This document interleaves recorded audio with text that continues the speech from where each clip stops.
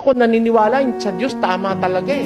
Anong sabi ng Diyos na tama? Ayun, kung kakain ka, manggaling sa iyong pinagpawisan. Hindi baling kumain ng tao, basta pinapawisan siya. Napapagod siya nang gagaling sa marangal na hanap buhay. Ang masama, yun lang kain ng kain, ayaw namang magtrabaho. At ang lalo namang masama, yung kain ng kain, ang kinakain hindi kanya, inaagawan niya yung ibang bibig. Bakit? Swapang siya, ayaw niya magtrabaho, pinakikialaman niya yung bagay ng iba. Sabi ni Pablo, sa mga gayon, huwag kayong makikisama. Tanyo kaya yung Kristyanismo, yan ang pinaka-popular na religion daw sa mundo. Pero yan ang pinaka-least understood religion in the world. Yan ang pinaka-hindi naiintindihan. Actually, the best religion and the only true religion in this world is Christianity. But it is the one religion that is not fully understood by men. Mula nang ito'y maitatag sa ibabaw ng lupa. Maraming nagsasabing Kristiyano, tanungin mo hanap buhay. Tanungin mo ang paraan ng pamumuhay. Hindi sila talaga Kristiyano.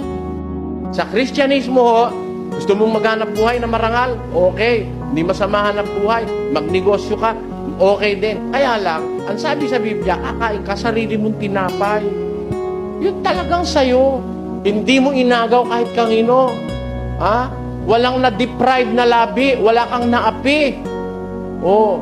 Hindi mo sinamsam sa pamamagitan ng sugal. Oh, hindi mo inagawan yung labi ng may labi, yung anak ng may anak na naghihintay ng sweldo ng tatay niya. Hindi mo inagawan yon.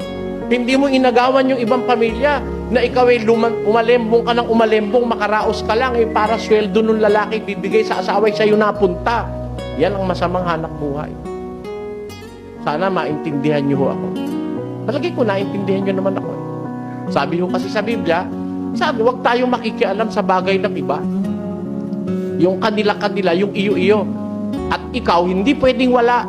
Tingnan ninyo, sabi ng Diyos sa Ecclesiastes. Ako ikaw, walang-wala. Mahirap pa ako sa daga. Sino nagsabi sa'yo mahirap ang daga? Ang yaman-yaman ng daga. Sino nagsabi sa inyong, saan kayo nakakita ng mahirap na daga?